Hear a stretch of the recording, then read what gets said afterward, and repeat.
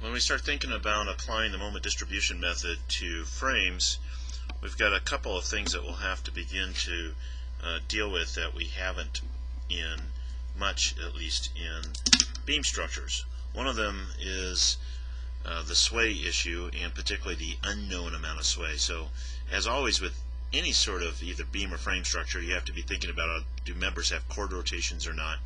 Particularly this is going to be from the unknown amount of sway issue is going to be significant in frames. So first we're going to look at examples that don't have sway. We're going to minimize that potential impact. And then the other thing that's going to come into play with frames that we don't with beams, and that is multiple members framing into the same joint. So in this first example, we're going to look at a fairly simple kind of situation where we only have three members. One of them does frame in at a different angle, and that's going to turn out to have no impact on us at all. But how to handle what's going on at the joint when you have three different members framing in is going to be something new to deal with.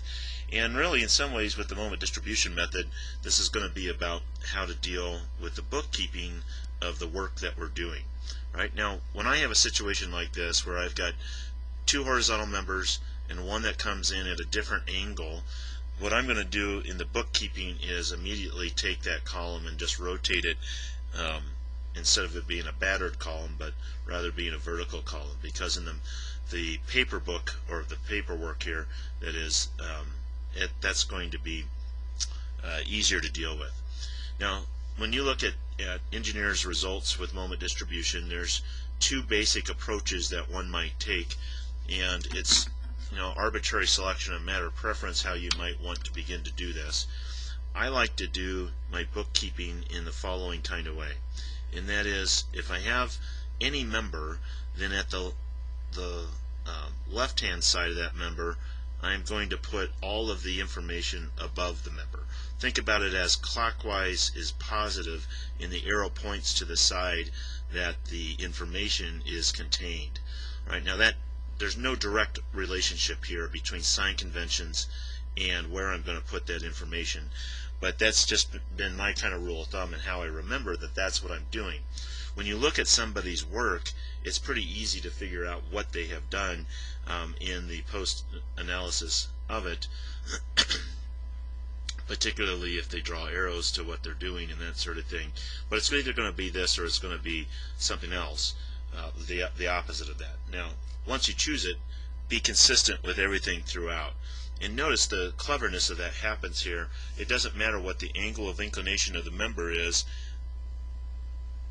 You're going to always have this sort of pattern that emerges, except for it becomes left-right as opposed to top-bottom, but you always have this relationship then about how you're going to do everything. So that was kind of a nonsensical statement I just made, but we'll work through it. Let's work through it through an example, and note here that with this approach for the beams, upper left, lower right, for the horizontal beam to the right, then that would be upper left, lower right. The reason why I drew that other rectangle right off the bat is that was for the column,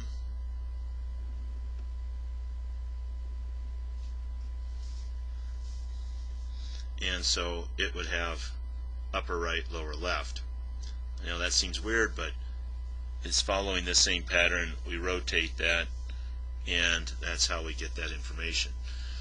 Right now, when you write out things, you have to be a little bit careful not to get too big in how you write things. You need to economize a little bit in space, and you'll usually get this wrong just the first couple of times you do this, wrong in the sense you'll run out of space.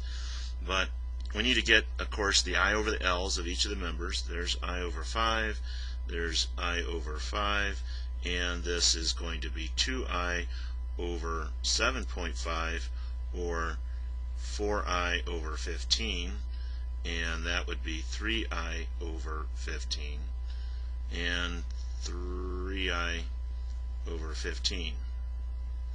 Now we could go ahead and include both the rotation at B, rotation at C, but we actually know we could use modified stiffness here. So that would be KBC, but the modified KBC would be 3/4 of our regular KBC, so 3/4 of then excuse me, 4i over 15 would give us 3i over 15. So that means that when you look at this joint, if it were to rotate some unit rotation, no matter which direction it goes, each one of these members, as far as the joint is concerned, has equal stiffness. So the distribution factor is going to be the same everywhere at that joint. And then you look at the far left, and that's a fixed end, so that's never going to be released. Neither will joint D be released. And then down at the bottom, nothing happens. There's no carryover because we've already done modified stiffness down at that lower left. Right? So this is a very limited kind of example that we're working with here. As we look at what's going on in the joint, we've got this 100 kilonewtons on the joint. Let's do a free body diagram of that joint real fast, because this can get a little confusing too in some sense, because we're going to basically have an applied moment at that joint. Now remember, on the joint, counterclockwise is effectively positive here, so because on the member end you would end up having that be positive, and so that has to be, for equilibrium it really would have to go the other way. So this 100 kilonewton meter counterclockwise moment on the joint is going to create ultimately a what? This is going to have to be flipped, that's going to be flipped, that's going to be flipped. It's going to create a negative moment in the end. So what that tells me is that I'm going to impose at this joint a positive 100, counterclockwise being positive on the joint for terms of moments, and that's going to initiate or cause a minus 33.3 to happen on each of the member ends, right, according to the distribution factor. Sum up all of those at that joint, and we would have a total of course, 0, the way we should, that it would be in equilibrium.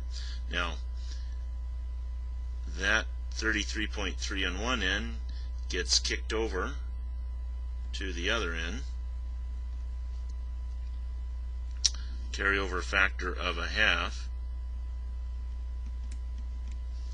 like so, and then I'm not going to have any carryover down to here, because remember, we use the modified stiffness. I'm already have released that end. I don't have any moment that's going to be allowed to develop there because I released it and never fixed it again.